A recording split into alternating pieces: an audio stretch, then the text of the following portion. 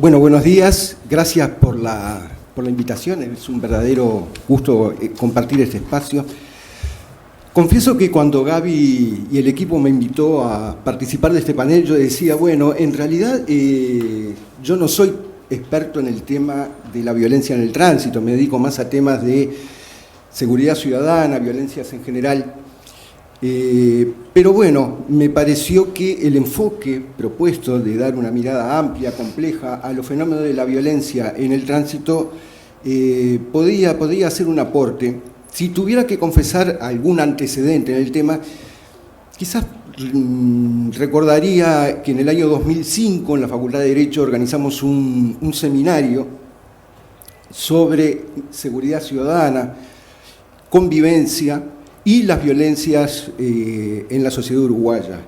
Tuvo el apoyo del Ministerio del Interior y en ese momento creo que si algún aporte hice en el tema fue haber puesto arriba de la mesa algo que me llamaba poderosamente la atención, que a partir de la preparación de la ponencia, un dato que había llegado a mis manos. La Organización Panamericana de la Salud en ese momento había hecho un estudio en las Américas sobre las 3 principales causas de muerte violenta. Incorporaba 3 factores fundamentales: los homicidios, los suicidios y las muertes violentas por accidentes de tránsito. Me pareció bien interesante porque en ese momento la idea de la seguridad ciudadana quedaba restringida a la posibilidad de ser víctima de un delito violento, básicamente homicidio. El dato que me llamó poderosamente la atención era que el estudio de la OPS decía que en el continente, durante toda la década del 90, habían muerto por homicidios 120.000 personas, por suicidios 60.000 y 55.000 muertes debido a accidentes de tránsito. Grosso modo, por cada persona que era muerta por otra, homicidio, había, si se me permite, media persona, la mitad, moría por mano propia, a través de un suicidio, y también la mitad moría debido a la violencia en el tránsito. Cuando uno miraba los datos en Uruguay, allá por el año 2005, veía que había 200 homicidios, pero había 4 veces más muertes por violencia de tránsito. En ese momento andaban en las 800 muertes que se calculaban a partir de, no solo del hecho del accidente fatal, sino por las consecuencias posteriores, y 600 suicidios. O sea, la proporción era totalmente distinta. Había un componente, si se quiere, suicidógeno en la sociedad uruguaya que era particular, que triplicaba las muertes por homicidio, y una accidentalidad en el tránsito, una violencia expresada en el tránsito que cuadruplicaba los valores respecto al resto del continente. Eso me pareció un dato llamativo. A partir de ahí el Ministerio del Interior, a través del Observatorio de la Violencia y la Criminalidad, empezó a incorporar en las estadísticas de seguridad ciudadana el tema de los suicidios y las muertes por accidentes de tránsito como componentes importantes del tema seguridad ciudadana. En ese sentido, me gustaría hacer un panorama general desde el paradigma de la complejidad para intentar comprender los accidentes de tránsito, por supuesto, porque es el tema de esta jornada, pero creo que es también una serie de cambios civilizatorios, el contexto que delimita otras violencias que se expresan en los más variados ámbitos, no solo en el tránsito, sino en el ámbito doméstico, barrial, en las relaciones interpersonales, en los espectáculos deportivos, en fin, en distintos planos. Yo creo que hay una violencia que es expresión de un malestar más generalizado, una violencia que las normas que intentamos crear como sociedad para enfrentar esos episodios de violencia no están pudiendo responder. Claramente me parece a mí, y esta es una de las ideas centrales, provocativas, de esta presentación, es señalar que los cambios en la infraestructura, la señalización, la normativa, la fiscalización del tránsito no tiene resultados si no se entiende procesos más complejos que están detrás de los fenómenos de no acatamiento, de respeto normativo que genera ese tipo de episodios tan lamentables para la sociedad uruguaya. Con esto no estoy queriendo decir que no haya que mejorar la infraestructura, la señalización, mejorar los mecanismos normativos, adecuar las leyes a las nuevas realidades, que haya que mejorar los mecanismos de educación, fiscalización en el tránsito, de ninguna manera. Lo que yo digo sí que es insuficiente esa mirada en la cual parece que estuviéramos como el cuento de Lewis Carroll, Alicia atrás del espejo. Corremos cada vez más rápido para estar siempre en el mismo lugar. Estamos parados siempre en el mismo lugar. Entonces, ¿qué está pasando? Bueno, yo creo que hay un problema con el marco normativo en la sociedad uruguaya. Marcelo estaba recién puesto ahí, signo de interrogación, anomia. Si uno analíticamente divide los marcos normativos en tres planos, uno diría que hay un plano más abstracto, que podríamos llamar una ley simbólica, un espacio abstracto, un espacio donde se construye la ciudadanía, que representa valores generales, colectivos, compartidos, como por ejemplo la igualdad. La igualdad es fundamental, esa sensación de que somos todos iguales ante la ley. O sea, hay un espacio normativo, podríamos llamar entonces ley simbólica, donde nace la idea de lo público. Esa idea que los franceses manejaban de filantropía, no filantropía en el sentido de que aporto en determinado momento una donación cuando aparecen algunos casos extraordinarios de damnificados por determinados hechos, sino la filantropía entendida como un amor a la humanidad. La idea de que el otro es un igual, es un semejante, y por lo tanto merece el respeto y la valorización de la vida. En definitiva, entonces, un plano, si se quiere, que se expresa en lo colectivo, en lo público, en esa relación de interdependencia que mantenemos como sociedad integrada. Hay un segundo plano que es la norma legal. Ahí ya es esto, es el texto de la ley, es el texto concreto, es la expresión, si se quiere, más pragmática de esos valores generales, de solidaridad, de igualdad, de fraternidad, de integrar un colectivo. Esa ley, esa norma legal, podríamos llamarla, regula, sanciona un conjunto de derechos y obligaciones. Y tenemos un tercer plano, y es el plano, yo creo que es, si se quiere, donde está la falla, y es el de las reglas sociales. Es el plano más concreto, son esos códigos no escritos, son esas normas de comportamiento que regulan las interacciones cotidianas. Nosotros no estamos con esto en el bolsillo cuando llegamos a un semáforo. Esto dice que cuando se llega a un semáforo y está en amarillo me detengo, pero lo que yo hago como regla social instaurada, como regla de comportamiento, es acelerar, hago lo contrario. ¿Por qué? Bueno, por distintas razones hago eso, capaz que por un tema de la sanción. Ojo con el que viene atrás, porque yo quiero respetar esto, pero la regla de comportamiento me dicen que si el que viene atrás me va a insultar como mínimo. Capaz que se baje y ya hay un episodio de seguridad ciudadana que ya se integra en otro capítulo de la estadística del Ministerio del Interior, que son las lesiones o los homicidios debido a esto. Esto dice usar el casco. Bueno, antes que los indignados de Madrid estuvieron los indignados de Colonia. En realidad ya hubo una apropiación indebida del término de los indignados, porque manifestaciones multitudinarias en la ciudad de Colonia, recuerdo una particularmente grande, donde la gente no quería usar el casco. Porque es un problema mío, en realidad. Si yo me caigo, no es un problema tuyo solamente, es un problema de la sociedad que tiene costos para toda la sociedad. Entonces yo creo que ahí hay un problema, se quiere, que no hay una adecuación entre principios universales de solidaridad, esa idea de integrar un colectivo que es interdependiente, que se manifiesta en lo público, con muchas veces la expresión pragmática, la norma legal y las reglas de relacionamiento cotidiano. ¿A qué se debe esto? Bueno, yo creo que hay una serie de cambios civilizatorios muy importantes que implican que las personas transiten por la vida cotidiana en forma rápida y furiosa. Hay una fuerte presión debido a cambios, por ejemplo, a nivel individual. Se ha instaurado el individualismo, lo que algunos autores llaman la libertad biográfica, la idea de escribir una biografía propia. Estamos, en cierta medida, a ser exitosos, a escribir nuestra propia historia. El peso de las tradiciones, el peso del pasado, cada vez es más difuso. En particular, la peor parte de esto lo llevan las mujeres. Un dato absolutamente llamativo que tiene que ver con el espacio de socialización de las normas, la incorporación de normas, tiene que ver con los cambios en la familia. La expresión más clara de esto, si se quiere, el cambio en la familia.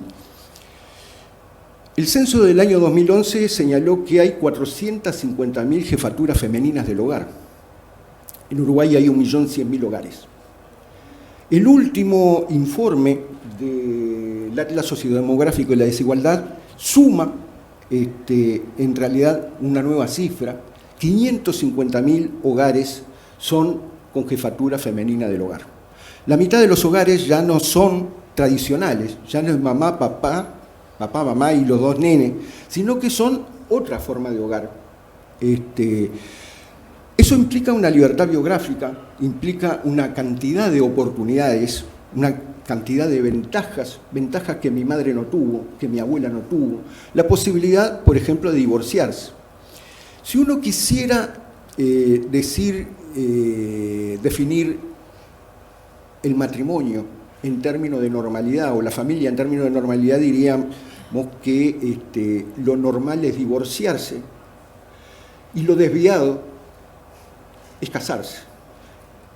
Si por lo menos admitimos que la definición de normalidad puede ser simplemente un criterio estadístico, cuantitativo, mayoritario, hay 15.000 divorcios y 13.000 casamientos. La gente se divorcia más de lo que se casa. ¿Es esto una catástrofe? No quiero entrar en el lenguaje muchas veces de los medios de comunicación, de lo catastrófico, la decadencia de la familia, la tragedia de la familia.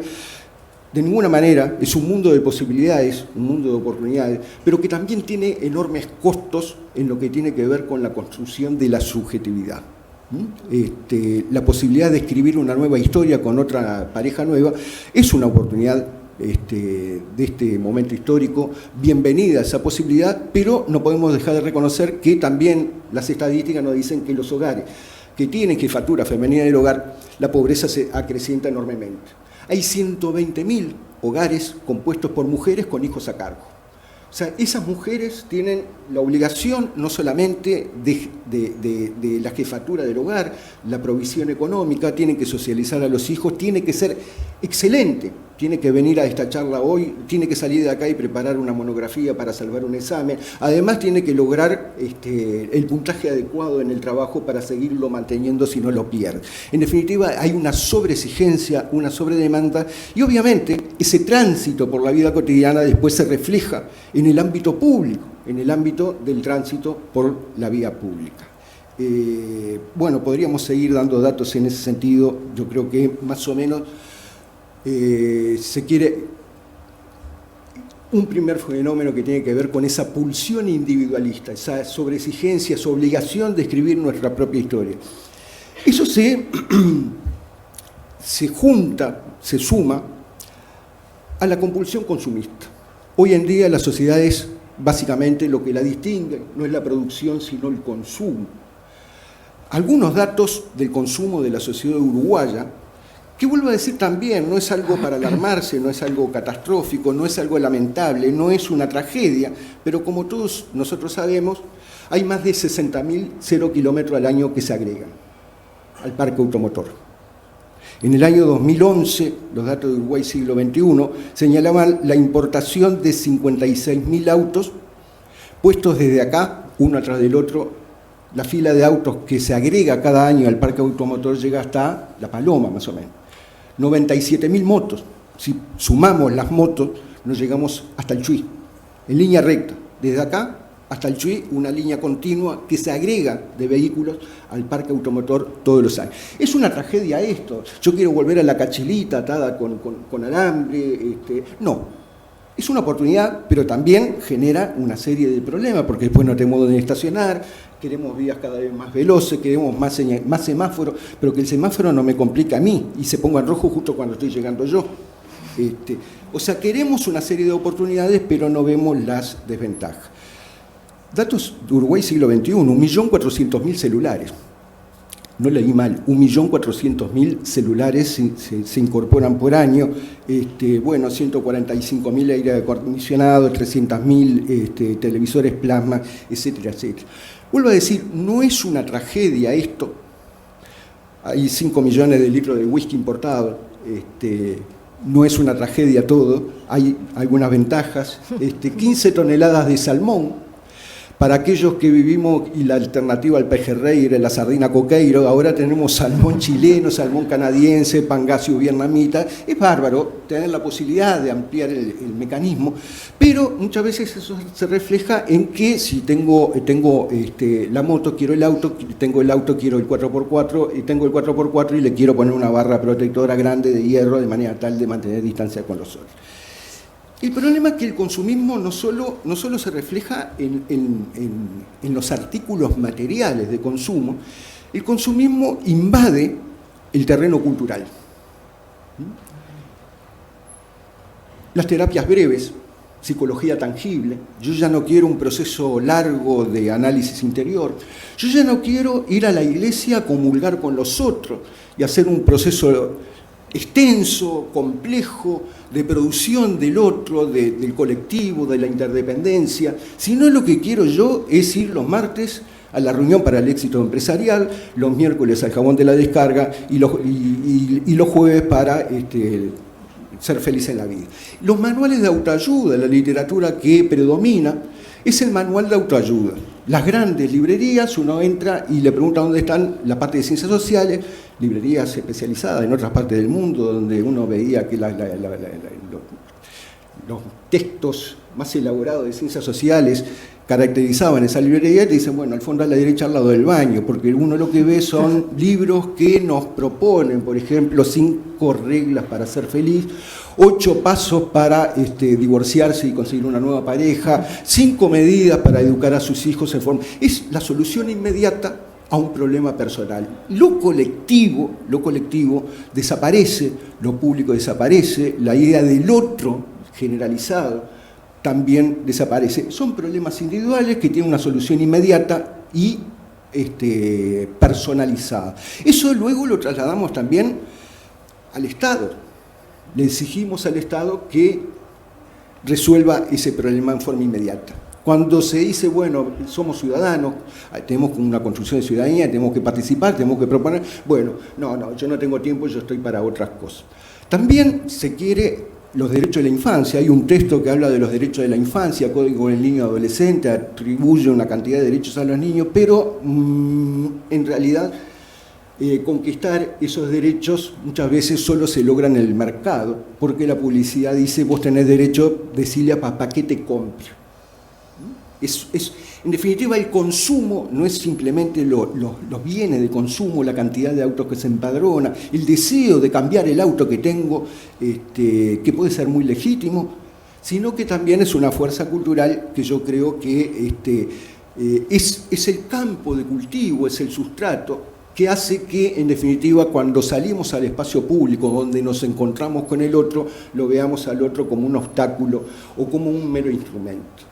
En definitiva, hay, si se quiere, un elemento, Arlie Russell, una autora feminista, plantea algo duro en un libro llamado La mercantilización de la vida íntima. Nos plantea Arlie Russell si no es posible que sintamos un gran malestar, ya que las palabras más importantes que son dichas por un ser humano se las podemos decir a desconocidos. Básicamente, la primera palabra del bebé en una guardería y la última de la abuela se lo estamos diciendo a desconocidos. Y eso es algo sumamente doloroso. No hablo en abstracto. Yo, por suerte, tengo el elemento cultural que me dice, bueno, soy del sexo masculino, pero mi hija aprendió a caminar en una guardería. La dejé sentada en el carrito, cuando volví a buscarla hace algunos años, estaba caminando. Aprendió a caminar con un extraño. Mi madre en este momento está en una casa de salud. ¿Cuál es la alternativa que yo tengo? Es comprar, en definitiva, el amor, comprar los cuidados en el mercado. Eso para mí es algo doloroso, mucho más, creo yo, si es una mujer, por el mandato cultural que todavía sobrevive, de que hay determinadas tareas que deben ser desarrolladas por una mujer. Pretendemos nosotros que después las mujeres que se conducen en el tránsito puedan adherirse a esto, a lo que dice el texto de una norma, o los hombres. Yo creo que ahí hay, si se quiere, un gran problema civilizatorio es un elemento doloroso, muy sobrecogedor, pero no tenemos demasiadas alternativas, demasiadas posibilidades de escapar a eso, porque justamente la sociedad actual, contemporánea, lo que nos ha dicho es que tenemos que ser activos. El hecho de cuidar a otros es una sensación de tiempo perdido en mi vida profesional y en el logro de nuevas metas. En definitiva, esto implica algunas consecuencias a nivel personal: incertidumbre, malestar, frustración.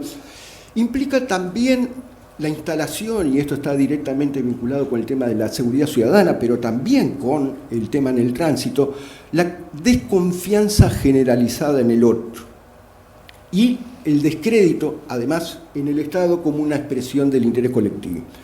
Se ha instalado la desconfianza, el temor, la inseguridad, que muchas veces responde a las incertidumbres propias que nos demanda la vida moderna, se traslada muchas veces en un sentimiento de que el otro nos puede matar, el otro nos puede agredir, nos van a violar, nos van a asesinar. Y muchas veces, en realidad, ese es un miedo desplazado hacia determinados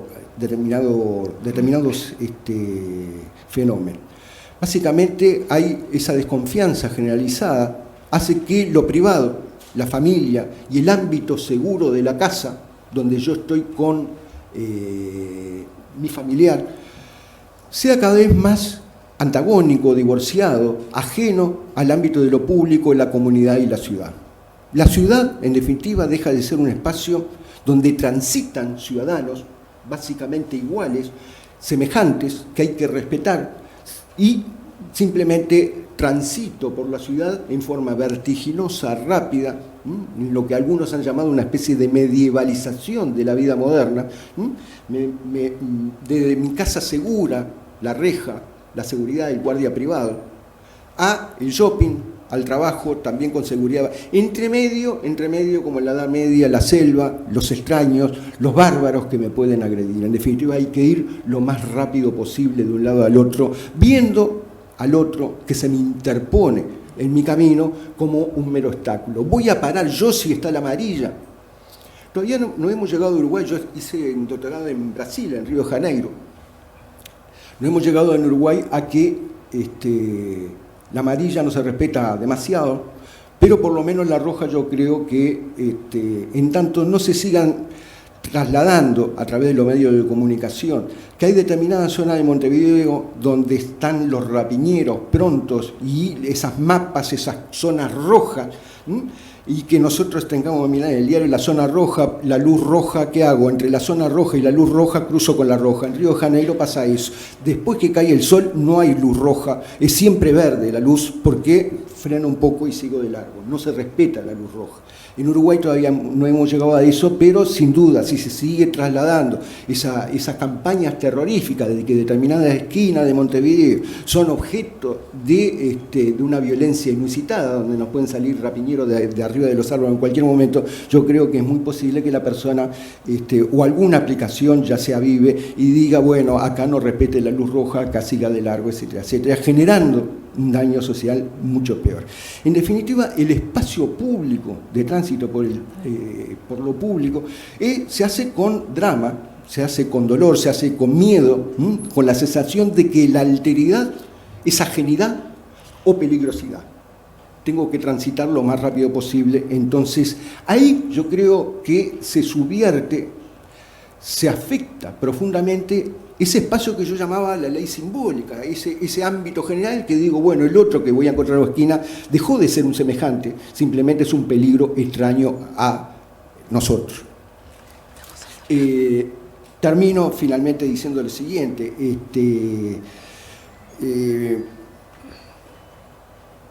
Bueno, también hay, se quiere como expresión de esto público, una fuerte erosión del Estado. Del Estado como expresión de ese ámbito público general, anónimo, de esas interdependencias que nos configuran como sociedad. En definitiva, yo creo que, vuelvo al principio, cambiar la normativa, mejorar la infraestructura, mejorar la señalización, buscar mecanismos más eficientes de fiscalización son importantes, pero no hay que perder de vista, si se quiere, algo que es mucho más general, de lo cual Anabel daba algunos datos, y también Marcelo cuando hablaba de la desigualdad estructural de una sociedad, que en definitiva una sociedad donde no se construye el nosotros, un nos vinculado al otro, en definitiva la palabra nosotros nos habla de nos, yo, en vínculo con el otro, donde no se construye un principio de igualdad, obviamente eso se va a reflejar luego en el tránsito y no voy a respetar, por más que lo diga la norma, por más que haya inspectores de tránsito, por más que se mejore la señalización, no voy a respetar eso porque el otro simplemente es un instrumento que utilizo o un obstáculo que quiero eliminar. Gracias.